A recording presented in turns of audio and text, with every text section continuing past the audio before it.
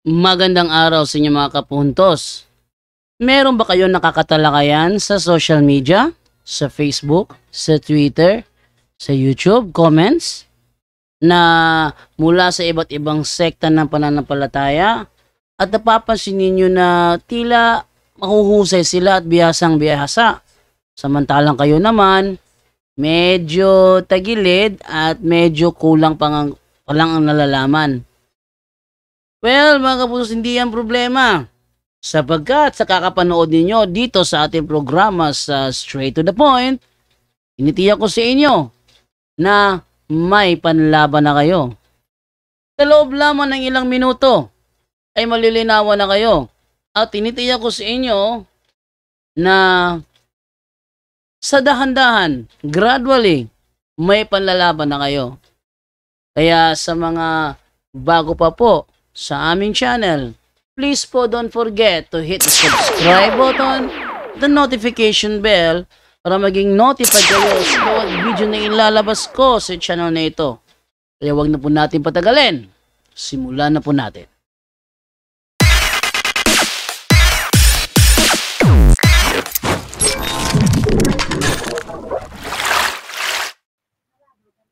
Sino naman Pwede to? po ba makasingit lang? Sino ito? Si Brother Romel po ng Punto por Punto kasamahan po ng Embarjando. Pwede po ba ako magtanong dyan sa pinapakita mong video? Sandali, kapatid. Sandali. Ito, Jando. Kerubin ba ito? Payag ba ang Diyos dito? Payag ba sa Biblia to? Kasi ang inutos ng Diyos, gumawa ng kerubin.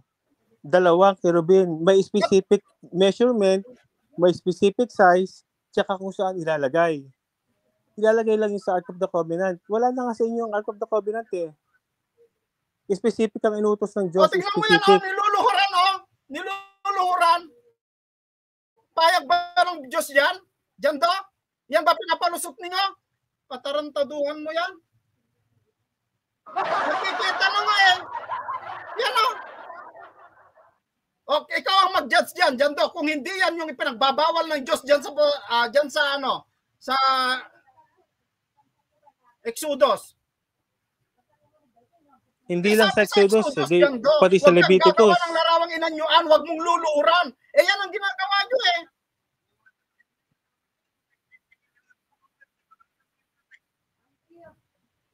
Ano, Jando?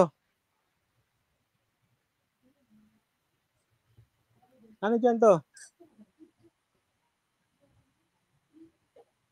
Meron ka pa bang time para sumagot? Wala. Nakikiusap na sa iba eh. Natataranta na ata kayo dahil... Oh yan, hinayakap pa. Ha? Yan ba ay pwede ba yan sa Biblia, Jando? Pwede ba yan?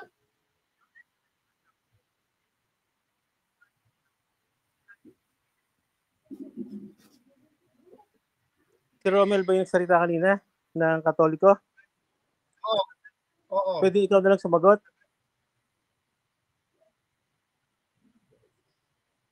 Wala na, hindi na... Ano po yon? Ikaw ba si Romel? Yes po, I am speaking. Sige. Ganito po kasi yung pinapakita kasi ni Brother SLTV, meron kasi akong katanungan dyan kung okay lang po ba. Sige. Kung pwede. Sige. Okay lang po ba yun, Brother SL, na magtanong po ako? Sige lang. Yan pong pinapakita mo pong imahen. Ang tanong ko po ba, alam mo po ba yung nasa loob ng isip ng taong sinasabi mong nakaluhod sa harap ng imahen o hindi? Bakit ikaw? Alam mo ba? Ay, natanong ko sa iyo, bro, alam mo ba o hindi? Yes or no lang naman? Hindi na. Walang nakakaalam. Diyos lang nakakaalam. Okay, thank you. So, wala palang nakakaalam. So di ba sabi sa Mateo 7:1, huwag kang hahatol upang hindi kahatulan. Tama po ba yon? Tama yun. Nasa Exodus yan eh. Hindi yung Exodus. Mateo yung sinasabi ko, bro. Hindi ko hinahatulan. Hindi ko naman. Hindi ko hinahatulan. Pero yung ginagawa nila, yun po yung hinahatulan. So, sige po, i-cite mo sa Exodus. Sige, pag-usapan natin. I-cite mo sa Exodus yung sinasabi mo. I-cite mo. Yan nga. Sa anong talata? Pag-usapan natin, anong talata? Exodus Huwag kang gagawa 20. ng larawang inanyuan, huwag mong yuyukuran. Anong talata? Sige, anong talata? Pag-usapan natin dito ngayon. Anong talata? 24. 20, versikulo 4? Oh, Ang tanong ko sa iyo, bro, tatanungin kita, honest to goodness, gusto ko lang po sagutin mo ng honest to goodness. Nauunawaan mo po ba talaga yung Exodus chapter 20 verse 4? bakit mo tinanong? Oo. Nauunawaan mo ba o hindi? Oo. Okay. Ano yung nakasulat dyan? Pisil o chilim? Anong pisil at silim? Ayan. Bago ka muna maghukom o mag-judge, alamin mo muna yung original text niyan. Pisil ba o chilim? Alam mo kapatid, Pisil ba o chilim? Sagot mo na. Pisil ba o chilim? sige, paliwanag Sagutin mo ang tanong. Napakaklaro, napakalino. Kanina ka pa ng ribulto. Exodo. Pisil o chilim? sige, paliwanag mo yung pisil. Pisil o chilim? Sagutin mo muna. Ano yung nakalagay? Pisil ba o chilim? Hindi ko alam. Kanina ka pa dyan ng ribulto, nang huhusga ka sa Katoliko, nakaluhod sa harap ng larawan. Ngayon, tanong, ano yung nakalagay sa Exodus chapter 20 verse 4? Pisil ba o chilim? Sige, paliwanag mo yung pisil at silim. Pisil ba o chilim? Sagutin mo muna, ano yung nakalagay? Kasi sabi mo, kinareply ko yan kanina, sabi ko, nauunawaan mo ba? Sabi mo, yes, nauunawaan mo. Kung nauunawaan mo, pisil ba o chilim? Alam mo ang nanuunaw. Pisil ba o chilim? Sagot mo na kung nauunawaan mo, pisil ba o chilim? Ito, ang tigas ng ulo. Kanina ka pa, pisil ba o chilim? Hindi, pisil ba o chilim? Sagutin mo muna kung nauunawaan mo talaga, pisil ba o chilim? Sige, ikaw kapatid na Milo.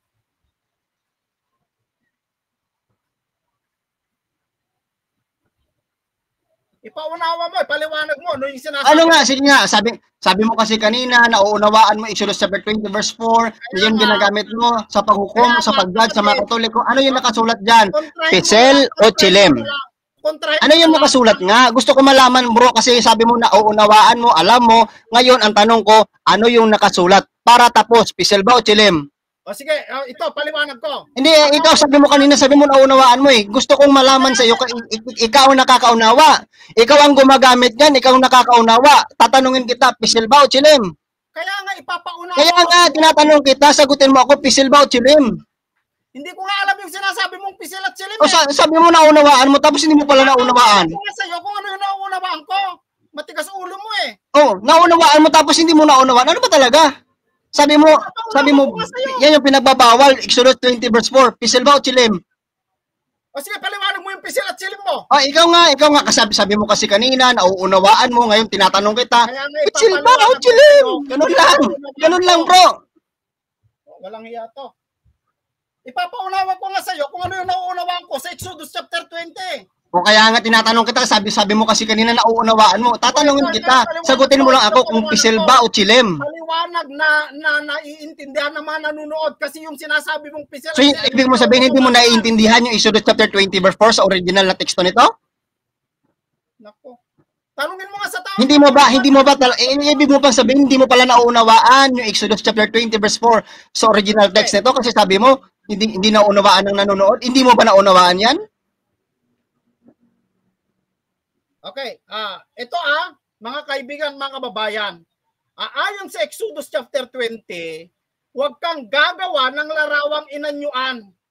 Maliwanag naman niya eh, kahit hindi tayo pupunta sa anumang klaseng salita, huwag kang gagawa ng larawang inanyuan at huwag mong yuyukuran na yan yung ginagawa ng mga Katoliko. Tingnan ninyo. Tingnan ninyo kung yan ay hindi tama yung paghatol ko kasi nakikita ko. Tapos ipipilit mo yung pisil mo kung ano yung sinasabi mo. Ipaliwanag mo kung ano yun. Huwag kang judgmental, bro. Ng tao. Huwag kang judgmental. Maganda ba yan? Pwede ba yan? Huwag kang judgmental. Huwag kang judgmental, bro. Huwag kang judgmental. Aralin mo muna bago ka magbunga nga. Aralin mo muna. Kaya nga. Ano yung nakasulat ba? Pisil ba o chilim? Aralin mo. Nauunawaan ba ng tao yung sinasabi mo, kapatid? Huwag mo ko i-mute. Huwag mo ko i-mute, kapatid. Alam mo kasi, yan, nagpapakita ka tuloy na apektado ka, hindi mo nauunawaan yung pinagtuturo mo sa mga tao. Pisil ba o chilim? Sagot lang. Sige, sabihin natin, hindi ko ano yung kasulat? Pisil o chilim? Sagot lang. O hindi ko nauunawaan. Ano paliwanag mo? Ang paliwanag ko, hindi pinagbabawal sa Exodus chapter 20 verse 4 ang pagpapagawa ng larawan kasi hindi nakasulat doon sa original teksto yung sinasabi mong pagpapagawa ng larawan. Ano nakalagay sa original? Ayan, assignment mo yan. Kaya nga tinatanong kita, pisil o chilim. Assignment mo yan. Ito kapatid. Assignment mo yan. Ikaw yung nagtuturo, di ba? Ikaw yung nagsasabi kanina, pinapakita mo pa yung video yan, pero hindi mo alam yung Exodus chapter 20 verse 4. Wow. Ito ba ay yung Exodus chapter 20, hindi ba yan aral? Hindi ba yan, wala ba sa Biblia yung Exodus chapter 20? Nasa Biblia, pero ang tanong ko sa iyo, ano ang nakasulat? Kasi sabi mo kanina, nauunawaan mo yan. Tinanong kita, may question ako sa iyo kanina kung nauunawaan mo ba yung nakasulat talaga sa Exodus chapter 20 verse 4. Sabi mo, oo. Tinanong kita ulit, ano ba yung nakasulat diyan? Pisil ba o chilim sa original na teksto nito? Sandali. Okay, wala ba nakasulat sa Exodus chapter 20 na bawal gumawa ng larawan at yukuran? Wala ba nakasulat? Sige. Paano ka sasagot? I-mute mo ako. Ano ba naman yan? Nakasulat nga, bawal yung pagsasamba sa mga rebulto at larawan, pero hindi bawal ang pagpapagawa. Yun ang nakasulat sa Exodus chapter 20 verse 4. Kung tutol ka, sagutin mo yung tanong ko, pisil o chilim yung nakasulat? Tutol ako. O ano yung nakasulat, pisil o chilim? Ano yung nakasulat, pisil o chilim? Sandali. Ano yung tutol ka nga? Ano yung sagot mo? Sagutin mo muna yung tanong ko, pisil ba o chilim? Wag mo akong i-mute. Ha! Wag mo akong i-mute. Sagutin mo lang yung tanong ko. Hindi ka nagpaparaan, kapatid. Hindi ka nagpaparaan. Hindi ka nagpaparaan eh. Hindi mo kasi sinasagot. Sinasagot ko nga, salita ka ng salita eh. Oh. Yang ginagawa ninyo na ganyan, yan ba ay payag sa Biblia? O yan na lang tanong ko. Yan ba payag ba sa Biblia yan? Tanungin, sige, tignan mo kung anong ginagawa niya. Payag ba sa Biblia yan? Kaya nga tinanong kita kanina, tinanong ko kayo, at inamin din ng kasama mo. Kaya nga, sasagot ako tapos ayaw mong sumagot. Ayan, ano yan?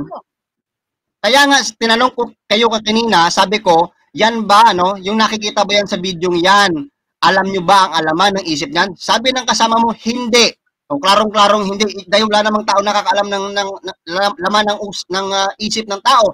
Tapos, nag-follow up ako, kasi sinabi mo, Exodus chapter 20 verse 4, nakikita naman sa Biblia, tinanong kita kung nauunawaan mo, sabi mo oo. Dahil sabi mo oo, tinanong kita ulit, pisil o chilim yung nakasulat, para mas lalong maunawaan natin kung tama ka. Tapos ka na. Tanungin ko ngayon, wag na tayo doon sa sinasabi mo kasi hindi ko maunawaan yung sinasabi mo. Bakit wag tayo doon? Yan yung pinipilit mo na sinasamba namin yung mga aalis lang tayo sa topic na yan kung sasabihin mo na ang mga Katoliko hindi sumasamba sa Diyos-Diyosan. Kasi sabi mo, hindi wala kasing Diyos-Diyosan yung Katoliko. Nasa isip mo lang yun, nasa isip mo lang. Wala ito eh. Hindi nagpaparaan ito. Walang hiya to, no? Hindi nagpaparaan ito. Same to you, bro. Esel, pwede ako na lang. Sige, ikaw na lang. Ako na lang. Romel, pwede ako na lang kausapin muna sandali. Walang problema, go ahead. So hindi alam ng tao ang nasa isip ng isa pang tao, di ba? Tama. Alam ba ng anghel ang nasa isip ng tao? Bakit ako tatanungin mo sa anghel? Anghel ba ako? Sumagot ka na lang. Biblical naman ang tanong ko eh. Wag ka naman pilosopo. Sagot ka na lang. Alam ba ng anghel ang nasa isip ng tao? Bakit meron bang anghel na nakakaalam ng pag-iisip ng tao? Kaya nga tinatanong nga kita eh. O yun nga. Meron ba? O wala. Wala pala. Wala. Di sang-ayon ka na wala pati anghel. Hindi alam ang nasa isip ng tao. Tapos? Sang-ayon ka ba? Wala ka namang nabasa. Kung may mabasa ka, isasangayonan kita. So ano ka, hindi ka agree doon? Kung may mabasa ka, sasangayonan kita. Ay kasi nga, Diyos lang nakakaalam kung ano nasa isip at nasa puso ng tao, di ba? Tutol ka ba dyan? Na Diyos lang nakakaalam. Hindi ako tutol doon. Hindi ako tutol sa Diyos lang yung nakakaalam ng isip ng tao. Ngayon? Ay, hindi ka tutol saan? Ngayon, ano yung tanong? Hindi ko narinig yung sagot mo. Hindi ka tutol saan? tama naman talaga na Diyos lang nakakaalam ng isip ng tao. Ngayon, anong tanong? Okay, so kung Diyos lang ang nakakaalam ng isip ng tao, alam ba ng anghel ang nasa isip ng tao? Sabi mo kanina walang mababasa, tapos bakit nagtatanong ka pa niyan? Kaya, nako naman. Kaya nga, logic lang yun, Diyos lang Pabalik-balik nakakaalam. bro, pabalik-balik. Diretsahin mo na, itanong mo yung pinakatanong mo. Yun nga sinabi ko. Sinabi ko na nga, kinonfirm ko na nga. Pati anghel, hindi alam ang nasa isip ng tao. So, ibig mong sabihin pala, itong sa video ito, naniniwala ka rin na Diyos ng Katoliko ang imahen ito? Sandali lang. I-confirm mo muna, naniniwala ka rin ba na Diyos ng Katoliko ang imahen yan na nakikita sa video? Pwedeng gusto ko malaman muna, i-confirm ko muna para umusad tayo. I-confirm ko sa iyo, naniniwala ka rin na Diyos ng Katoliko yung imahen na yan sa video? Ganyan din si ginagawa nyo ang pinagbabawal sa Biblia. Ano bang pinagbabawal diyan? Ano bang bawal diyan sa ginagawa sa video? Sige nga. Alam mo. Ano yung pinagbabawal diyan sa nakikita sa video? Ano yung pinagbabawal? Magulo ba akong kausap? Hindi mo sinasagot kasi agad. Ano yung pinagbabawal diyan? Itong si Romel, hindi nagpaparaan. Ako na lang muna. Magulo ba akong kausap? Ang sabi ko po, gusto kong malaman kung ano ba talaga ang sinasabi mong pinagbabawal ng Biblia diyan sa nakikita sa video. Ano ba? Kaya nga ako nga darating tayo diyan, pero meron ipunto mo na. Ano ba natin tayo? Huwag na paligoy-ligoy pa. Ipunto mo na. Ano ba yung pinagbabawal diyan? Dali. Kaya nga sinasabi ko, di ba, yung anghel, hindi rin alam mo nasa isip ng tao, di ba? I-confirm mo muna kung sa'yo ba, personally, alam mo, ba, Romel, sinasamba ba yan yung ng Katoliko yung imahe na yan na nakikita sa video? Yun lang gusto ko muna i-confirm mo. Alam mo, Romel, sinabi ko na nga na yung paggawa nyo ng imahen tsaka pagluhod nyo sa imahen, pinagbabawal nga. Kaya nga ako nagtatanong ako sa iyo na maayos. Ipinagbabawal yung paggawa ng imahen? Na hindi sinasamba? Pwede bang sagutin mo yung tanong ko?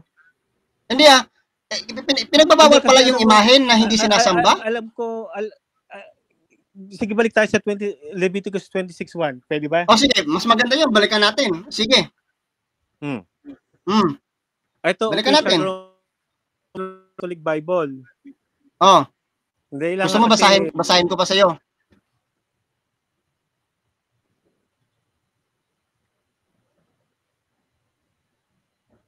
Ano bro, gusto mo basahin ko? Mo. Sige po, ganitong nakasulat sa Leviticus 26:1. Tama po ba?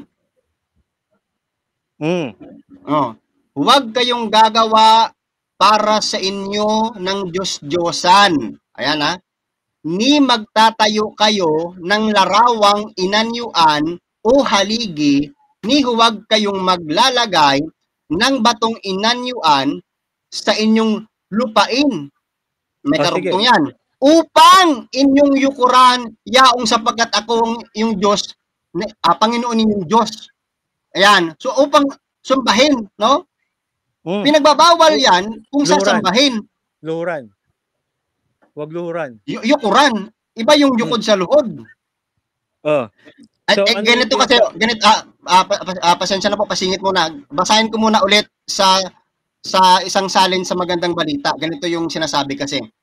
Huwag kayong gagawa ng mga Diyos-Diyosa magtayo man ng inukit na rebulto o sagradong haligi o mga batong hinugisan upang sambahin sa inyong lupain. May nakalagay na upang sambahin. Yung pagyuyuko doon, yung kahulugan noon ay upang sambahin, no? Upang sambahin. Kumbaga, ang naka-indicate diyan sa Leviticus 26:1, upang sambahin. Pero kung wala namang pagsamba, hindi po 'yun bawal. Ayon sa Biblia, hindi yan bawal. Kasi dito ang pinagbabawal yung sinasambang inukit na rebulto. Sige. Alam mo, nagtanong ako, sumagot ka, pinakinggan kita. So magtatanong ulit ako sa'yo, sagutin mo naman ng maayos. Kasi ano lang naman to napakasimple lang naman to Kino-confirm mo na Diyos lang nakakaalam ng isip ng tao. So ibig sabihin yan, walang nilalang na nakakaalam ng nasa isip ng tao. Diba? It's just common sense, hindi yan trick question. Tama ba 'yon? Sandali. Ano yung tinatanong mo? Lahat ng tao po ba?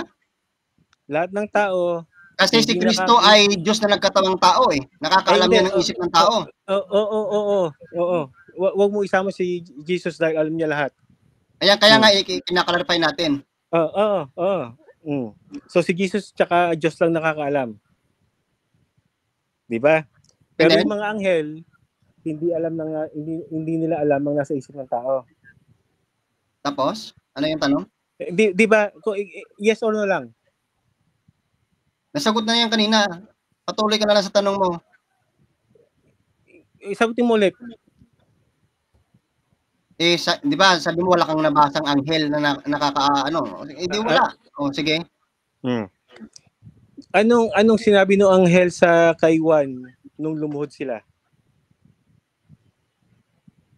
Sandali. Tatanungin kita dyan kung okay lang sa'yo. Ano yung sinabi nung anghel? Sa Griego, ang nakalagay dyan kasi proskinisai o proskinisен. Ibig sabihin, may intention sa pagsasamba. Mali talaga pag may intention ka na sa pagsamba. Kaya nga sinabi ng anghel, huwag mo akong sambahin dahil ako isang alaga din. May intention yon. May intention si San Pedro doon kaya kinaretsyonan siya.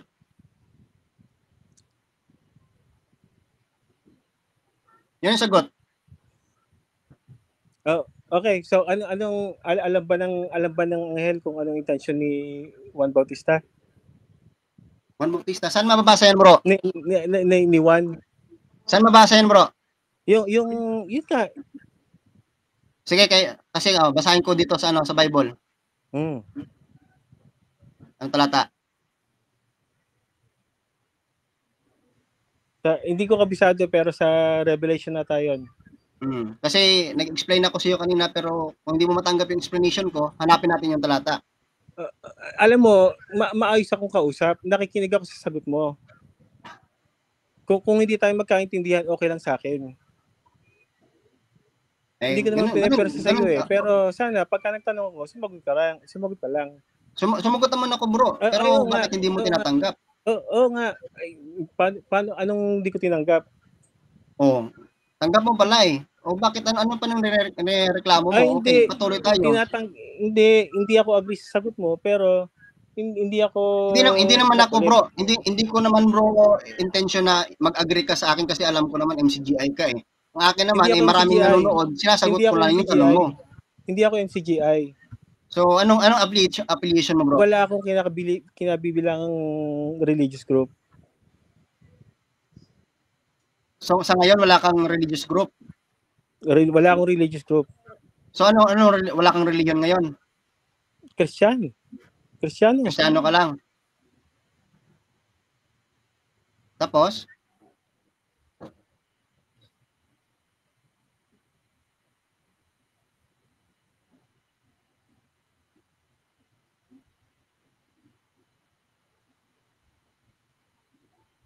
Nawala na. Nandito pa ako. Naghihintay ako sa inyo. Kapatid na Milo. Pasensya na. Sandali lang. Ayan. Ayun nga sinasabi ko dahil kaya limited ang time ko dahil meron akong kailangan gawin eh. Pero meron pa akong 30 minutes. So pagbigyan mo ako, Romel ha, sa mga tatanong ko.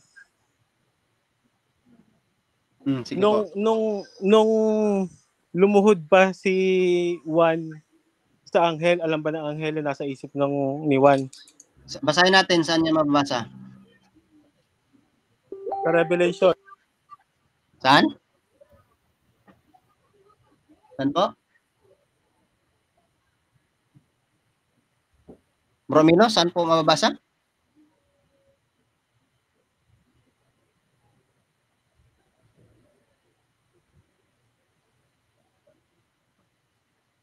Bro Isel, may message yata si Bro John Ray. Bro Isel, may message si Bro John Ray pa. Pwede daw siyang pumasok. Wag na muna para hindi magulo, kapatid. Ano pa? Wag na muna para hindi magulo. Sige po. Revelation 22:8. Revelation 22:8. Sige, basahin natin dito. 22:8. Ayan. Akong si Juan ang nakarinig at nakakita sa lahat ng ito. Matapos kong marinig at makita ang lahat, ako'y nagpatira pa. Ayan. Sa paanan ng anghel na nagpakita sa akin ng mga ito upang siya'y sambahin. Yan. May intention siya na pagsamba, kaya sinabihan siya ng anghel.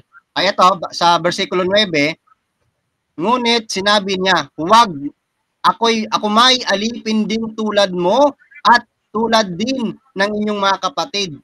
Ayan, propeta at lahat ng mga sumusunod sa mga salita sa aklat na ito. Ang Diyos ang sambahin mo.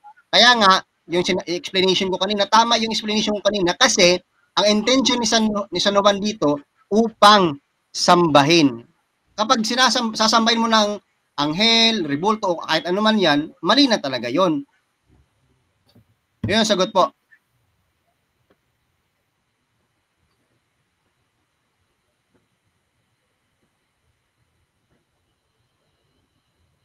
May alam ba nung anghel na sasambahin siya?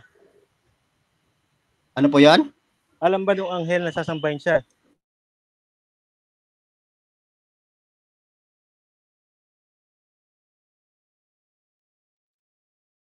Narinig ko.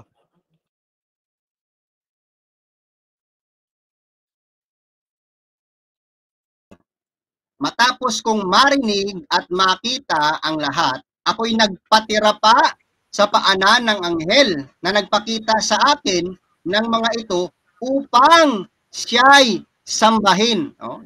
Upang siya'y sambahin. No? Ang intention niya upang sambahin.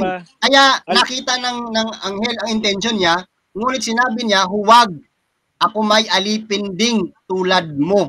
At tulad din ng iyong mga kapatid na propeta at ng lahat ng mga sumusunod sa mga salita sa aklat na ito. Ang Diyos ang sambahin mo. Mali talaga ang ginawa ni San Juan na sasambahin yung anghel. Kaya pinuna siya kasi klaro-klaro naman sa 28 na ang intention niya talaga upang sambahin.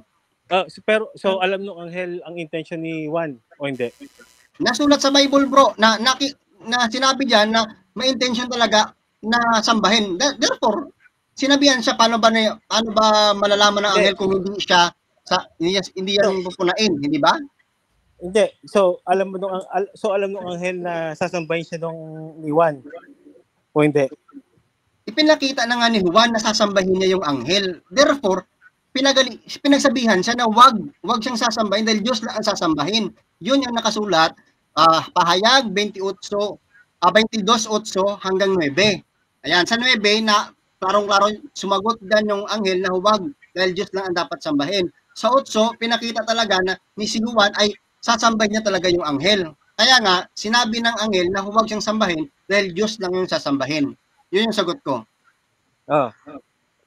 So alam nung anghel na sasambahin siya o hindi?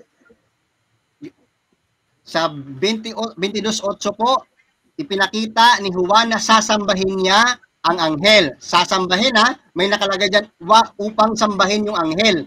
Kaya nga sinabi ng anghel na huwag siyang sambahin dahil Diyos ang dapat na sambahin. Yun yung sagot ko. Kapatid na Romel, yung tanong, iba yung sagot mo eh. Yung tanong, alam ba ng anghel na si Juan ay sasamba? Alam niya ba yung utak ni Juan na siya ay sasamba? Kasi hindi naman sinabi ni Juan yun sa anghel eh. Sige, ibalik natin. Meron ba diyang nakalagay patungkol sa utak, brother? Sa pahayag 22:8-9, meron bang nakalagay dyan patungkol sa utak? Meron o wala? Balikan natin. Brother Esel, meron bang nakalagay sa pahayag 22:8-9 na patungkol sa utak? Meron ba o wala? Kapatid. Meron ba o wala? Meron o wala? Sabi, para malaman natin, meron ba na nakalagay dyan na binabasa dyan yung utak? Meron ba o wala? Hindi, kasi meron o wala? Meron o wala muna? Sige. Romel, sandali lang. Meron o wala muna? Meron ba o wala? Kasi sumisingit ka. Kanina pa ako sumasagot. Inuulit ko nga yung sagot ko para maunawaan. Inuulit ko yung sagot ko para maunawaan. Kasi inuulit din yung tanong. Sinasagot ko kayo, ayaw nyo naman tanggapin yung sagot ko. Ayan, paano tayo magkakaunawaan? Hindi nyo naman tinatanggap yung sagot ko. Romel, yung pwedeng relax. Ako yung tanong ko. Kasi feeling ko hindi mo naintindihan yung tanong ko eh. Feeling mo Alam lang ko yan, yung bro. Hindi, Romel. Sabi mo kasi feeling mo eh. Feeling mo lang yan. Kaya nga, uulitin ko. Ito kasi nangyari ulitin mo doon. rin yung sagot. Ito nangyari doon. Sige. Si Juan, Si Juan. nakita niya yung anghel, di ba? Mm. Lumuhod siya. Mm. Alam ba nung anghel kung bakit siya lumuhod? Ang sinasabi dito sa talata, lumuhod si Juan upang sambahin ang anghel. Kaya upang sambahin ang anghel. Oo, kasi yan yung sinulat ni Juan. Pero hindi alam nung anghel kung bakit siya lumuhod. Alam ba nung anghel kung bakit siya lumuhod?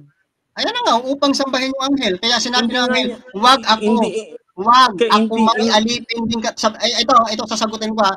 Pahayag 22:9. Sabi ng anghel, huwag ako may alipin din tulad mo at tulad din ng iyong mga kapatid na propeta at lahat ng sumusunod sa mga salita ng aklat na ito. Ang Diyos ang sambahin mo. Yun ang sabi ng anghel. Sige. Mukhang hindi tayo magkakaintindihan dyan. Balik tayo sa Leviticus 6. Sige, balik tayo doon. Hindi, kapatid Damilo, hindi. Huwag kang aalis. Kasi palusot lang ni Romel. Sige, huwag tayong aalis. Dito tayo. Wala problema. Tinatanong mo. Alam mo, tinatanong mo, pinapalusot lang. Okay lang yun kasi wala na akong time. Hindi tayo papayag sa ganyan. Kasi alam ni Romel na hindi alam ng anghel na sasamba si Juan. Galing yan sa bibig mo, ni sa akin. Hayaan na lang nating nakikinig ang mag-decide. Hayaan na lang nating kasi hindi naman natin pwedeng pilitin yung paniniwala nila eh. Balik tayo sa Leviticus 26:1. Sige. Pwedeng pakibasa. Basahin ko ulit. Ano yun? Huwag kayong gagawa ng mga Diyos-Diyosan o magtatayo ng mga inukit na rebulto o sagradong haligi o mga batong hinuginsan upang sambahin sa inyong lupain. Ayan. Pero ang nakasulat sa ibang translation, huwag luluhod. Teka. Lukod yun, iba yung yukod sa luhod. Ano ba? Babalik ba tayo sa original teksto niyan? Yun ba yung gusto nyo? Lagot kayo. Si Romel Palma, expertise niya mga Hebrew words. Lagot kayo ngayon. O sige, yukod. Kung yukod, yang ginagawa niyan. Hindi ba yukod yan? Saan? Yung video. Yung video. Pero ang tanong, meron bang intention na pagsambayan? Kasi sa 26 verse 1 ng Leviticus, upang sambahin, intention is to worship. Wala ba sa talata na bawal yumukod? Worship yan nga, worship, di ba? Teka, wait lang muna. Worship nga, di ba? Wait lang muna kasi wait lang muna. Nasa talata. Wait lang muna ha. Leviticus 26:1 ng Magandang Balita Biblia, upang sambahin. So magkaiba yung idols. Ibig sabihin ng idol, sinasamba yon sa image na hindi naman sinasamba. Kung sa bagay, mga kaibigan, yung mga nanonood, alam ko, matalino po sila, alam nila yung ibig kong sabihin, ano? Itong mga taga-punto por punto, nagpapalusot lang at Dahil, kunwari ka pa dyan, wala kang laban kay Romel Palma eh. Yung video na yan ay yumuyukod, yan ay talagang Bro, yumuyukod yan. saan sa Biblia, bro, Esel? Bro Esel. Aral ng mga Katoliko na wala Bro Esel. Yan ay labag sa banal na kasulatan. Bro Esel, saan sa Biblia mababasa na ipinagbabawal yung mga rebulto na hindi naman kinikilalang Diyos? Alam mo Kajando. Sagutin mo bro, saan sa Biblia mababasa na ipinagbabawal ang mga rebulto na hindi kinikilalang Diyos? Okay. Yan ba ay hindi ba? Hindi, sagutin mo bro. Sagutin mo. Saan mababasa sa Biblia na Bro, sagutin mo yung tanong ko bro. Aalis kayo. Bro, be responsive bro. Yan, yung ginagawa ninyo na yan. Oy. Yan ba ay payag ba? Oy, 1 + 1 = 2. Ano ka ba?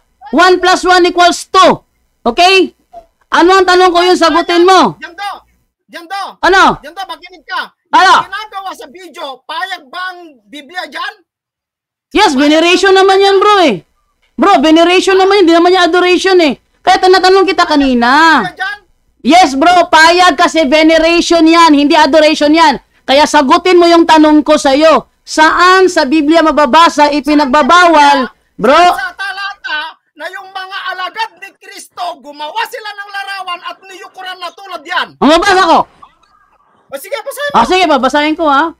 Dito tayo magbasa sa The Living Bible. Huwag ka nang magreklamo ha. Okay. The Living Bible. Tayo ha. Hindi ko problema kung wala kang kopya nito. Ito sinasabi dito sa Galatia 3:1. Sabi ganito, O foolish Galatians, what magician has hypnotized you and cast an evil spell upon you? For you used to see the meaning of Jesus Christ's death as clearly as though I had waved a placard before you with a picture on it of Christ dying on the cross. Wini-wave ni Apostol Pablo yung larawan ni Kristo na nakapako sa cross. Wini-wave niya ha. So, yan. Ayan mga kababayan ha. Ano? Gamit ni Jando na talata, yung Galatia 3:3 at 3:1, The Living Bible. 3:1 ng The Living Bible. Pablo, yung imahen ni Kristo at ipinapakita. Ay, nako. 3:1 ng The Living Bible, bro. 3:1 ng The Living Bible ang ginamit ko. Huwag kang magbasa ng ibang version na hindi tugma dito. Okay? Ngayon, ang tanong ko sa iyo, ito. Ikaw, nagbigay na ako ng talata, ha? Ikaw naman ang bigyan ko ng panghingan kong talata. Saang talata sa Biblia, ma-Old and New Testament man. Bro, nagbigay na ako ng talata. Na binasa mo, Bro, mo, nagbigay na ako ng talata, bro. yung nasa video. Bro, nagbigay na ako ng talata. Okay? Ikaw naman. Wala, ayaw na to sumagot. Bro, nagbigay na ako ng talata. Ikaw naman ang magbigay. Saan mo babasa sa Biblia? Old or New Testament? Pwedeng, alam mo, siguro nagdadrive ako ngayon, 20 minutes na lang ako. Pwedeng pagbigyan mo ako dyan, do? Hindi mamaya na, bro. Ikaw talaga, kung saan ako nasa taas, bigla kang sisingit eh. Ay, hindi. Sige. Nag-uusap kami ni Romel, ikaw ang sumingit eh. Sige, Romel. Ikaw na muna dyan, Romel. Dumating daw yung parcel ko. Romel, ikaw na muna. Jando, yung tanong ko. Ha? Kasi hindi sumasagot sa SL. Romel, ikaw na muna, Romel. Talata dyan sa ginagawa sa video ay yung Galatia 3:3. Napakalayo, Jando. Napakalayo at hindi yan totoo yung binasa mo. Ipapakita ko yan sa susunod na video. Mga kababayan, iklaklaro ko lahat ito para makita natin ang kasinungalingan ng mga alagad ni Romel, nandiyan ka pa, Romel? Wala Romel? na, tumakas na yata sila. Romel, nandiyan ka pa? Wala na yata, kapatid na Milo. Ayan. Ang ginamit ni Jando na talata ay yung Galatia 3:3 na sabi dito, napakamangmang na baga kayo, kayong nangagsimula sa espiritu, ngayon nangagpapasakdal kayo sa laman. Dito kasi sa verse 1, merong sinasabi dito, ayon sa kanyang binasa kasi, ang palusot kasi nila ito o mga mangmang na taga-Galacia, sino ang nagsigayuma sa inyo? Nasa harapan ng inyong mga matay, si Jesucristo na napako sa krus ay maliwanag na inihayag. Hindi po yon nakahawak si Pablo ng rebulto ni Jesus, kundi yung mga tao nung una kasi buhay pa sila, nakita nila si Kristo namatay, na cross, napako sa krus. Kitang-kita nila sa kanilang mga mata. Buhay pa sila noon. Pero nagsiurong pa sila sa pananampalataya, kaya mangmang ang tawag ni Pablo sa kanila. Pero ang pakahulugan ng mga Katoliko, nagbuhat daw si Pablo ng rebulto ni Jesus, tapos ipinapakita daw sa mga taga-Galacia. Nakakatawa naman yan, mga kababayan. Sa binasa niya sa Living Bible, pero dito po sa binabasa natin, o mga mangmang na taga-Galasya, sino ang mga nagsigayuma sa inyo na sa harapan ng inyong mga matay, si Jesucristo na napako sa cross ay maliwanag na inihayag. Hindi nakahawak si Pablo ng ribulto. Ano ba namang klaseng palusot yan?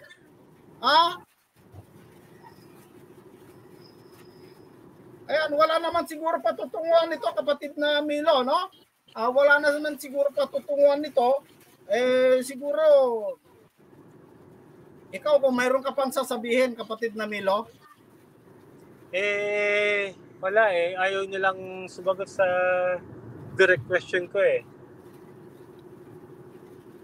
Kasi ang tinatanong ko natin kung biblical yan, biblical daw. Tapos ang ginamit niyang talata ay hindi naman yan yung nakalagay sa Galatia 3, 1 hanggang 3. Hindi naman yan ang nakalagay. Itong mga taga-punto-punto, gusto lang nila makalamang. Tsaka ibang Bible lang binabasa nila. Meron silang official Roman Catholic Bible. Sa official Roman Catholic Bible, iba ang nakasulat. So, ang pinapalabas nila, mali ang official Roman Catholic Bible. Tulad din dun sa Mateo 18:18, iba din yung kanilang pakahulugan doon. Mga kababayan, kaya wala eh. Romel, nandiyan ka pa? Wala na yata sila. Nandiyan pa yung pangalan niya eh. Oo, pero nakaantabay lang sila. So, siguro kapatid na Milo, putulin na natin ito. Mag 3 hours na po tayo. Mawalan na naman ako ng oras kung ubusin natin. Sa susunod na lang siguro, kapatid na Milo, baka mayroon ka pang sasabihin. Wala na eh, kasi kailangan ko silang tanungin eh. So sa susunod siguro, mag-live naman po tayo siguro ulit bukas kung loobin ng Diyos. Pwede pa rin sila papasok, no? Kung gusto nila. Pero kung ipipilit lang nila yung kanilang kabaluktutan, hindi tayo papayag doon, no? Pwede natin ipaliwanag mabuti yung mga ating tinalakay po dito para makita ng mga taong bayan yung mga katotohanan. Kasi nagpapalusot lang itong mga taga-punto por punto eh. Tatakasan nila kapag mayroon po silang pag naiipit sila kasi ay Kaya kapatid na Milo, kung wala ka ng masabi, 3 hours na mahigit na po tayo, na siguro kasi yung oras natin limitado lang kasi free lang naman ito sa StreamYard, hindi naman po ito nabayaran, no? Kaya sa susunod na lang po siguro, kapatid na Milo, at saka medyo malakas din ang ulan dito, medyo mahina din ang dating ng mga kagaya mo, kapatid. Okay. Maraming salamat. Oo, salamat din, kapatid na Milo, at hindi ka umalis at nandyan ka. Maraming salamat po sa iyo. Sa susunod na naman po, no? Bukas siguro kung loobin, pero tignan ko kung may oras ako, pero medyo maaga siguro, mga 9 a.m. siguro, ganon, kung loobin, ulitin ko pong mag-live, no? Para ipaliwanag natin, iklaro natin sa mga nanonood itong ating napag-uusapan dito sa live ngayon. Kapatid na Milo, maraming salamat po sa iyo. Maraming salamat.